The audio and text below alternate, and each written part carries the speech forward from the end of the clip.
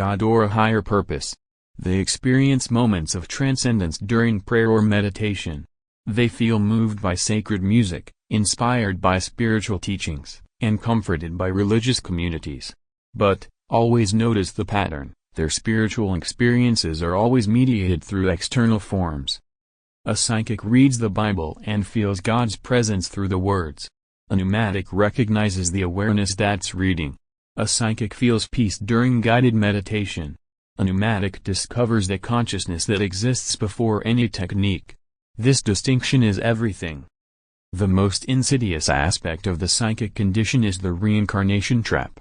Unlike HYLIC'S who simply dissolve at death, psychics continue existing in what Gnostic texts call the intermediate realm, a space between incarnations where souls review their lives, encounter spiritual beings and eventually choose or are assigned their next embodiment.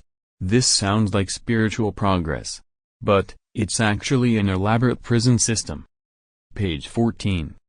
Each lifetime the psychic soul accumulates experiences, learns lessons, yet never escapes the cycle. They might incarnate as a devoted Christian in one life, a Buddhist monk in another, a New Age practitioner in the next.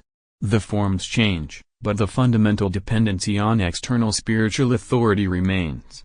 The intermediate realm itself is designed to reinforce this dependency. Notice what's missing? Direct recognition of their own divine nature. Psychics often become deeply knowledgeable about spiritual traditions. They can quote scripture, explain complex metaphysical concepts, lead others in prayer or meditation. But, ask a psychic about the true nature of awareness and they typically redirect to their teachings, their tradition, their understanding of God as separate from themselves. However, not all psychics remain trapped forever. Under specific conditions, a psychic can undergo transformation into a pneumatic. This happens under what the Gnostics called gnosis. Not knowledge about the divine, but direct recognition of one's own divine nature. The signs of readiness are unmistakable once you know what to look for.